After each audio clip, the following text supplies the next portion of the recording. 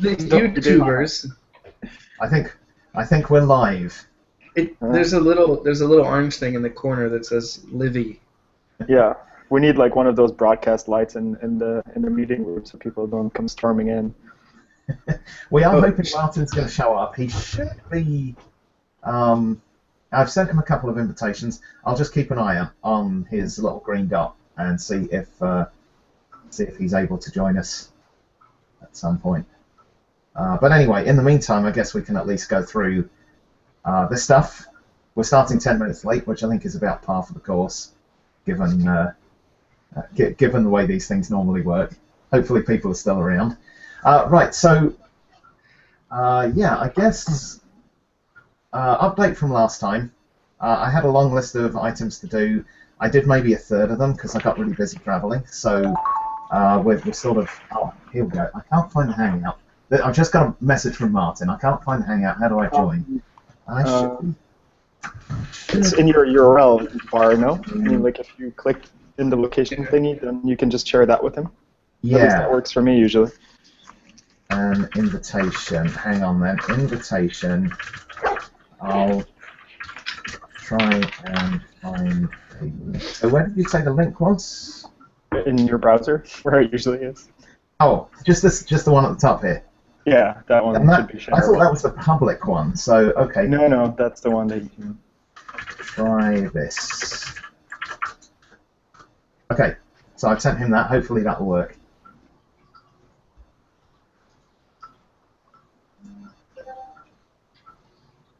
That's good to know. All right. So far, it's compelling for anybody watching. Well, they wanted to see the sausage factory at work. I mean, this captures it pretty well. So something we can discuss about the sausage factory. Oh, there he is. Hooray! Excellent. Hey, Martin. Hey, finally. It was weird. So your link worked, but nothing else worked. I actually fell on the old one, the old recording. Okay, so this is all good stuff, good feedback. Next time I start one of these, I'll just immediately send that link out to like everybody on the slip list. That I think is gonna. I've learned from today's experience, so it's a good learning process. This. Good. Okay, so I was just going to say a quick bit of, I guess, sausage factory process is that last time we did this, it was actually using my Google On Air account, which wasn't really what I had planned. It was just what we had available. We now have scalaslip@gmail.com, which is simultaneously sort of a Plus account, Google Plus account, and a YouTube channel, and kind of the official point of this. And I'll be finding a way to securely share the password with all of you guys, so that it's not just we raise the bus number that way. So okay. So I guess Adrian, let's start with the good stuff. Adrian was just talking about the conversation he had with Mads Torgersen and Neil Gafter at no, just Mads was there. So yeah, so no, I had launched with Mads at GoTo in Chicago a couple days ago. And they were blown away by the success they had, or like how much feedback and high quality feedback they had when they moved to GitHub, similar to what we experienced when we moved from our own Subversion repository to GitHub. Who knew that would encourage people to contribute? Adrian was just talking about we got a bit of. There's a lot of echo there. Yeah. It's quite to hear me, I guess. Okay, so. Yeah, they were very. He was very positive about their process, and I think we're basically on the same track. The main thing that I think that they're doing that we should be doing is publishing meeting notes on GitHub. But I mean, they're in a different phase of developing C# than we are. So, like honestly, this year, we had a couple of features that we knew we needed to do, and that was it. There wasn't a lot more that we had bandwidth for. Whereas they are kind of considering like, here's 20 features, pick 5 that we'll add for the next version, and then we have a team of 50 people that's going to implement them. Did you get an idea what the size of the C# team is? Yeah, it's about 50 people. How many? 50-ish. 50. 50. 50. Yeah. I don't know if I could share that live, but that's what maybe I misunderstood. You just did. It's too late, man. Plausible deniability. Hey, Adrian, I heard from a reliable source Yeah. that it's 50 people. So, Yeah. but it didn't come directly from anyone at Microsoft. Anyway. I overheard something on Twitter. I think that was how I got it. Yeah. It must be accurate then. Yeah, no, it's a pretty big team. I mean, and since we're 4, at least at the TypeSafe side, yeah, I think we should apply the same ideas, but we need to scale back a little bit. And kind of defend, we haven't shared too much of our internal meeting notes, but that's basically because there haven't been any meetings. We decided very early on that Java 8 was the main feature and integrating the optimizer. So, that's what we've been doing this year. For 2.12, I guess this is a great time. We have a quarter, I guess, roughly, that we could kick off new SIPs. So SIP 23, the singleton type one, I did a lot of the implementation. I think that implementation will be ready for some 2.12 milestone, so milestone 2 or 3. Excellent. Yeah, and that's another big, that's one of the key things I think to understand about the SIP process is that there's 2 sides to it, right? There's one is the features that are proposed, and then the implementations that are feasible.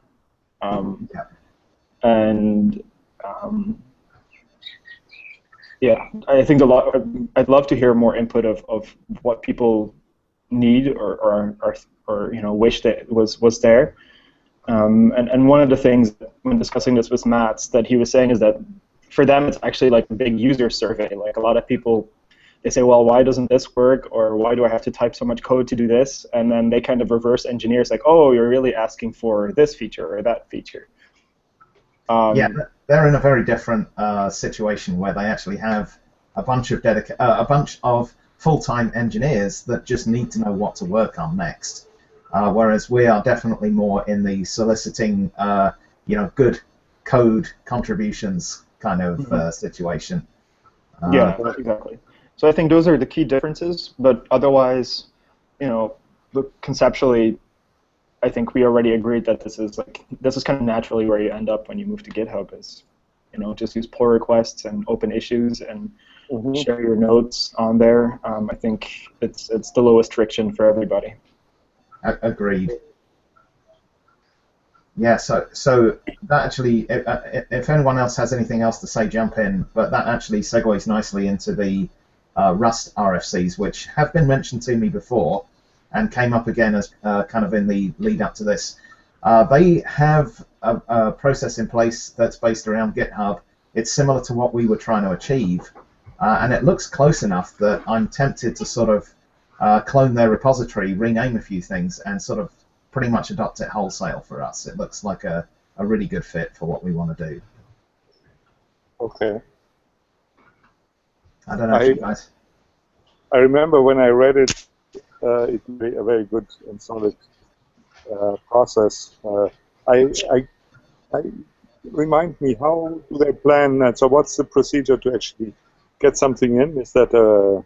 This is a great chance. Let me share my screen and we'll have a look at it. So that way people at home can see it too. Screen share, where is that? Why have I not got any of my... There we go.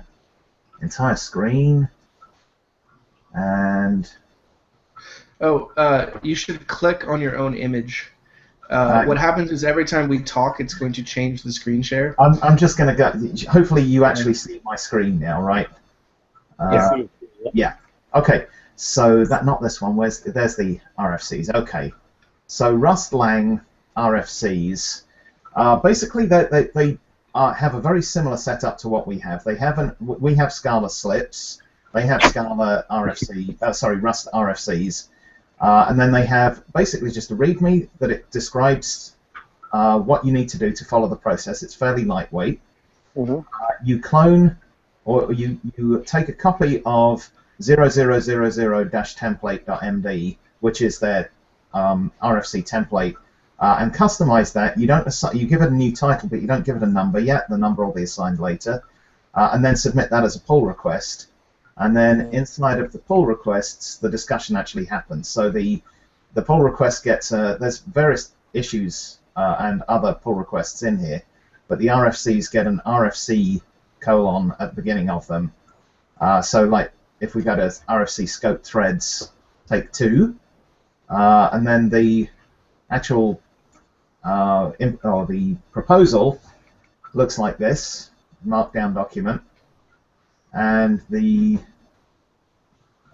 conversation around it, the comments happen directly on there, which is what we've discussed, just in the pull request. And then once it gets accepted, it becomes active, as they say, and they're keen to point out that active does not mean that the whole thing has been accepted. Active means that the proposal is rolling, and it's dependent on an implementation and acceptance later on in the thing.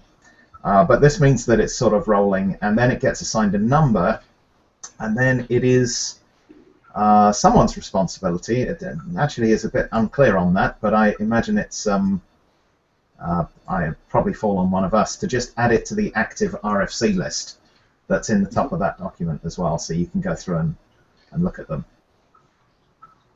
So it's pretty simple. One of the things that I did pick up from there, well, 2 of the things that I picked up from there is they call the contact person, the shepherd of the whole thing, which seems like a really good thing to have, somebody who's responsible for keeping it moving.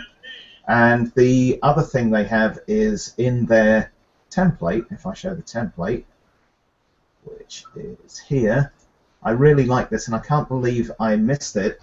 They have a drawbacks section, which is something that I think we should absolutely put in there as a, what's the downside to this? If there really isn't one, I expect most of them have some downside, and we should discuss that. It's going to then be a cost benefit of whether it's worth doing versus the costs. So those were 2 things I picked up from there. Okay. So the differences between Rust and C# is that C# uses issues and Rust uses pull requests. I think that's, yeah. Yeah. You guys have any feelings on this history? That's why that's a good thing that you can like. I mean, issues don't really have a history, right? Right. Yeah, I like the idea of using pull requests for it. Yeah. Agreed. Okay. So in that case, we have, and I should show that, we have Scala Slip now, which is this. It's pretty minimal. Mainly, I set it up last time just so we'd have the Gitter channel to discuss things, and that's been useful. But I will basically, at some point, hopefully today, or within the next couple of days, kind of take the RFC stuff and bring it across to here and pretty much rewrite it to look like that. Okay. Yep. Okay. That's on me. Good. So, I think. One thing I noticed when I looked at the when I started browsing through some of the active Rust RFCs is that they seem to be using this process even for fairly small changes. So like a typical, I clicked on a bunch of them, and a typical one would be like, well, I think that this method in the standard library should have this other result type. I don't. I assumed that we don't want to start out that way, right? Or start with an initial expectation that this will be used for things that are much finer grained than SIPs have been in the past. That's a good point. Probably, and I think this has been a running thing through slips and SIPs so far, is get the conversation going on the channel first to find out whether this thing even needs a proposal or whether it's a small enough change that it's just a bug and a pull request, or an issue and a pull request, or something like that.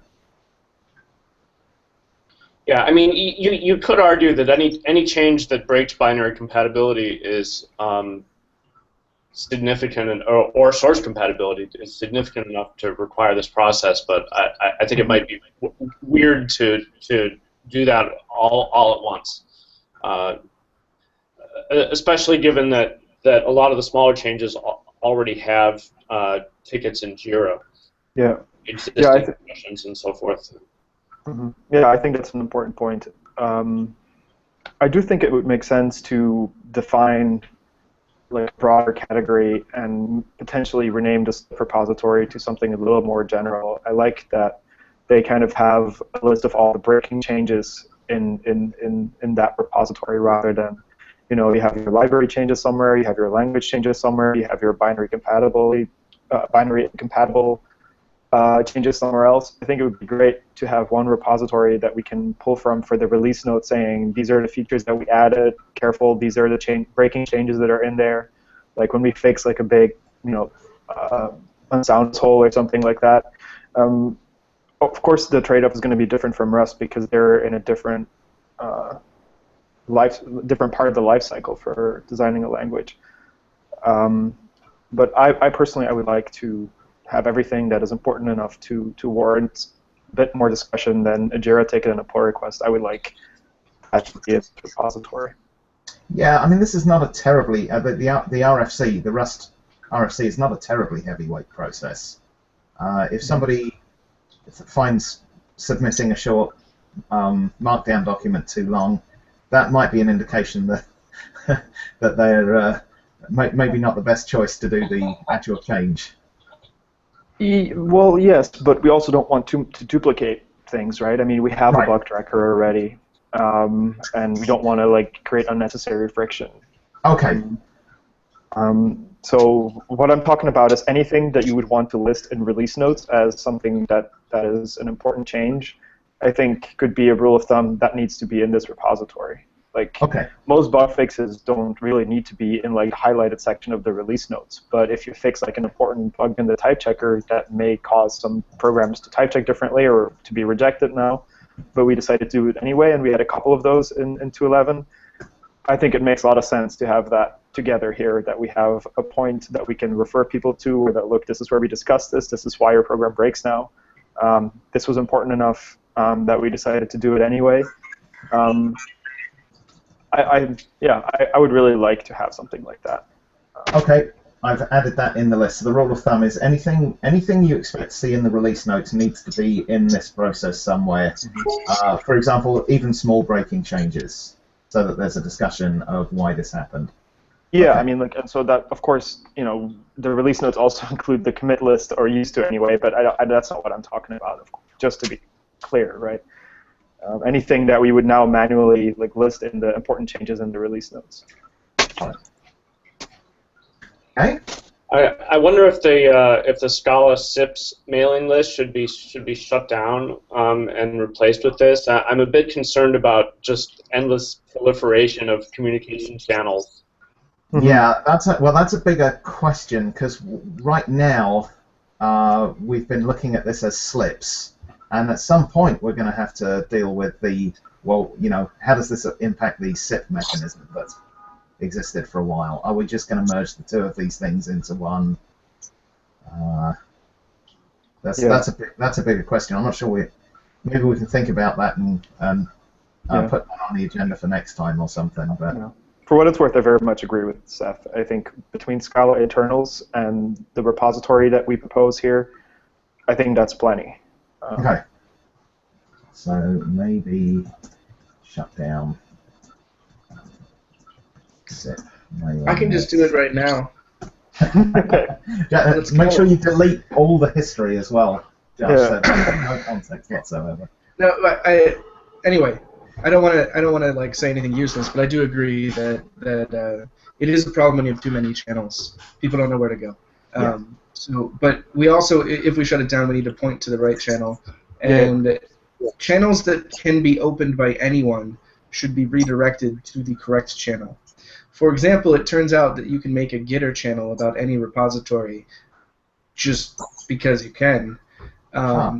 So we should probably make sure that somehow redirects to the appropriate place to talk. If there is a Gitter channel that gets created around a RFC, Scala Slip repo or something. I think it's probably not a big deal to leave it open. I mean, we will just end in our inboxes. We could pin a mail which says, well, we recommend a discussion should take place on on GitHub or on the GitHub channel, and that's it. If there are discussions, you can like gently move them along. But for the moment, the problem is, the issue is that we don't know who will link to this thing, where it's linked to, and things like that. So Yeah, there's a lot of unknowns in this right now. better to just leave it on and sort of deprecate it. There is a certain, there's definitely a side of me that is very much, we should just wait until people start using this stuff and then figure out the problems after that. Right. Get people in first with candy, with the promise of candy or something. Okay, so I guess that's actually everything that was on my list, other than I didn't get to do, I think, probably 3 of the things that I aimed to do last time. One of them was asking Alexander and Victor about SIP20. I'll keep that and put that on my list to do this time. 22, moving that to a slip. I think now that we've got the RFCs, I can actually do that and set that up as sort of the example slip. So that's good. That'll be a handy thing to do. And SIP23, I did reach out to Type Level, admittedly very late, like a couple of hours ago, to find out if there's any update, and I didn't get any update from them yet. So, but it sounds like Adrian's got things pretty well in hand there. So. Well, I mean, I would very much welcome any work that they want to do there, any help testing or implementing. Cool. All right. Anything else you guys want to talk about? Nothing from me. Okay. I think the only thing I want to say is once we have a place to make proposals, I'm going to try to make one and see how it goes. That's what I'm going to do. I think that'll be that's a good thing for all of us to do.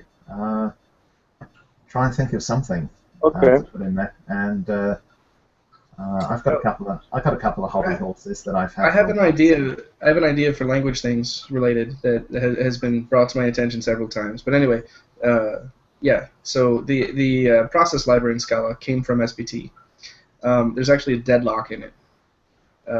So anyway, that's a really easy one to make a change. So I think, and also with the move to Java 8, I think we can get rid of a bunch of crap. Mm-hmm. So Yeah. I'd like to just make a, improve this library proposal, see how it goes. To start with, that's one I can lead. So I'd like to do that. Hopefully I'll have time to do it as well. Yeah, it would be awesome. Actually, that reminded me, I ran into someone at GoTo, and they were like, that actually 2 very interesting points of feedback. One is like, oh, I thought you removed parsers from Scala and in 2.11, and I was like, oh yeah, and then later I found the module. So I think there's a big lesson here is around communication. I mean, we already knew that, but basically people will just assume something as soon as they observe something and not dig deeper. Yes. So basically, their stuff failed to compile because they couldn't import parser combinators, and then they assumed it had gone rather than it had been moved into a module. Yeah. Yeah. Okay. I mean, I just wanted to mention that to remind everybody as a general thing. Like, there's a lot of things that we do that people probably don't know about, and I mean, this is also why we're doing this Hangout, clearly. The other thing was that they were trying to do scientific computing with Scala, and they saw the Scala math package, and they were appalled by the performance they got. Not a surprise to anybody in this meeting, but it's one of my hobby horses, is that everything that's in there needs to really carry its weight, and people will make wrong assumptions about it, and maybe not the wrong assumptions, maybe they're very valid assumptions that we just haven't made it very clear that that's not the assumption they should be drawing. Yeah, God, I've been on the Java trig thing for years because I used to work in geographical information systems. There's a lot of 3D transformations in there, and Java trig performance is just awful because the idea was they wanted to make it strictly correct rather than performance, so they don't use the hardware routines. That at least on x86, which is the dominant chip, the hardware routines have known inaccuracies, so they skip those. And what it means is that performance is noticeably worse, but most of the time you don't see the difference in the actual numbers that come back. Not unless you're worried about 1 part in 14 million or something. So. Yeah. So exactly, and so if you generalize these couple data points, like the point is that there's no like one size fits all for these kind of pretty specific packages. And my answer to that then is, well, put it in a module, and you can have different modules. You can have like the simple math module, and you can have the high performance math module, and then you can clearly kind of state the trade-offs. And I know that that's my opinion. I know that that's not shared by everybody. And if we keep a certain package in the standard library, it needs to be clearly documented and potentially in its name what its goal is. I don't know what to do about the Scala math one or the Scala process. Why is map so slow? No one has worked on it to make it faster. At least part of the problem is the hoops we come through with the quality and hash code that we go through all this. That's what slows it down factor 3 or 4 compared to Java. The Rex went to the bottom of it once. So what do we do about that? Throw out equality? Yeah. But it's not the fault of my map. It's the fault of equality because our equality is so expensive. Yeah. Well, the easy solution there is just to, have big warnings about this, and people don't, necessarily figure this out. And maybe it takes them pretty long to figure it. Maybe they will figure it out, and the time it took them to figure it out is something that, is going to be kind of something they charge us for. Like it's like the goodwill credit goes down for every minute you spend on something that doesn't end up doing the job. Well, I just think you need to have something which performs reasonable and works reasonable out of the box, because most people, as you have seen with parsers, most people are not in a situation where they think further than that. Yeah. They take what's provided. They take the default only. You couldn't carry them to do anything else, and then it has to perform adequately, and that's it. Yeah. I think that's a fine compromise. It means to make hard choices. That's what it means. It's not. We can't make sort of extend the menu. I think that typically so it's Martin. I agree, and I'm not arguing to actually remove these things from the library. I think the most important thing we need to do is find a good way to document these things so that people don't, that we get into this, that we have a pattern everywhere where people know to look for what are the design trade-offs of this package, what are the alternatives, where can I go look for a different module.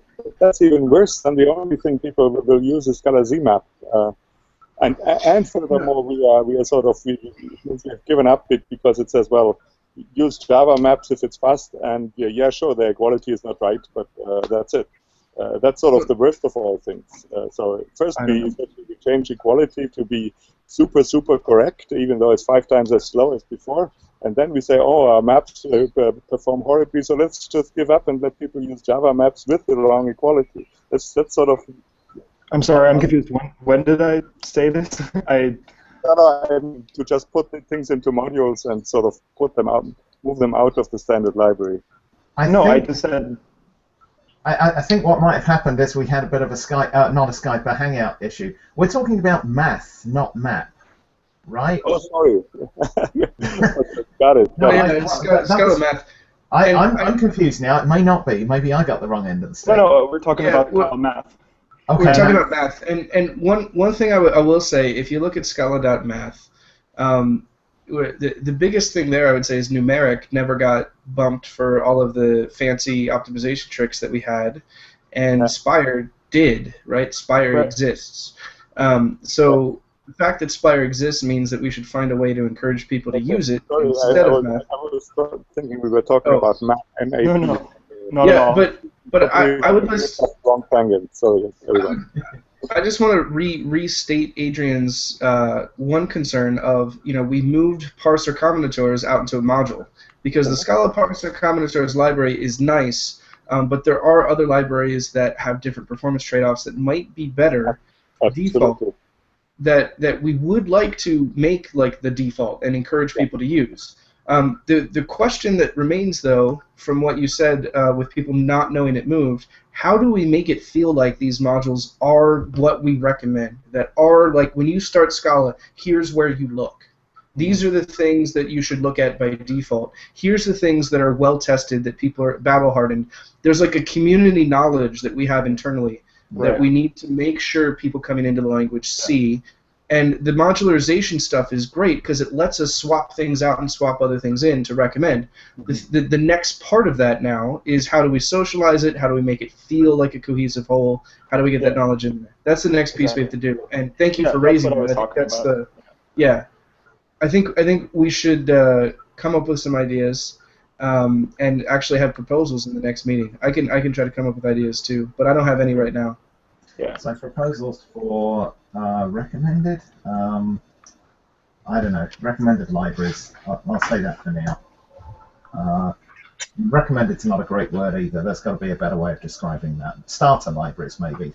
Well, maybe Josh, by next time, he will come up with a good agenda item description. Well, I'm hoping that I actually have a proposal of things we could actually do, and we can talk about the proposal and whether or not it's a good idea.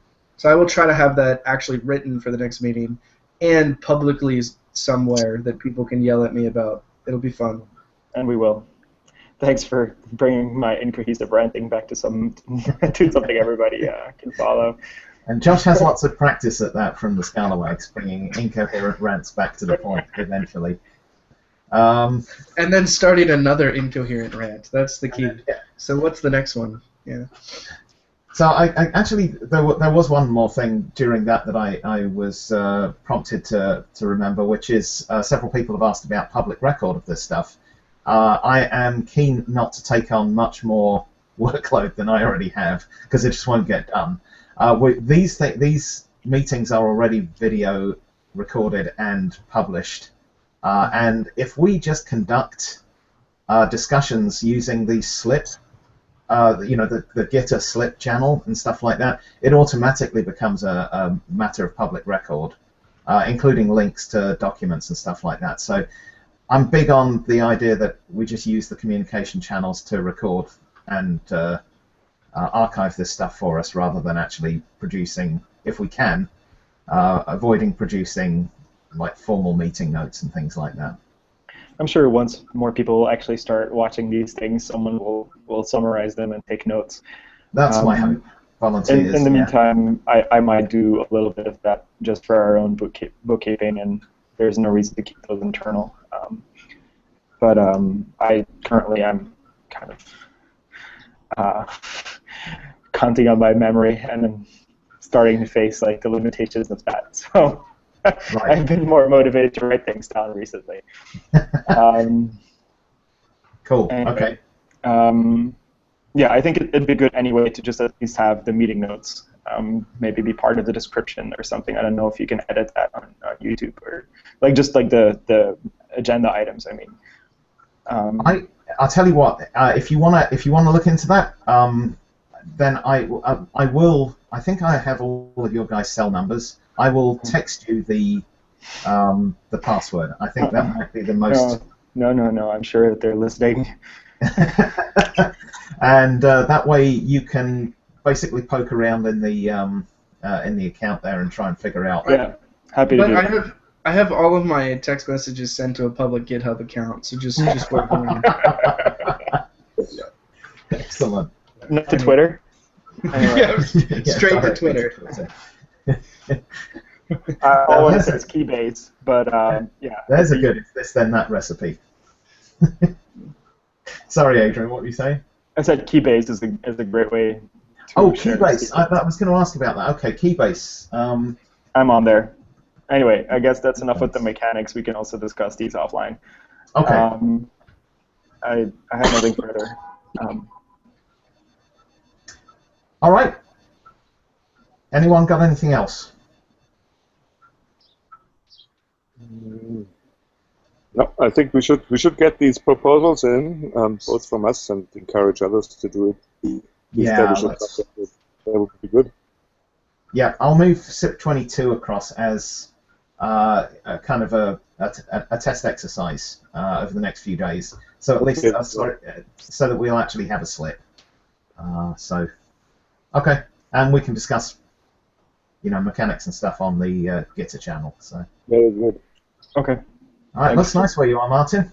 Okay. Yeah. It's supposed to be thunderstorms tonight, but so far it's not. I miss thunderstorms. Oh, look at that. Like, I think nice of one of us has to always be outside at one of these meetings. At every meeting, one person has to be outside. That's the new rule. Deal. Yeah. Okay. For the December meetings, some of us might want to move to Australia. Well, we can do them in my yard then.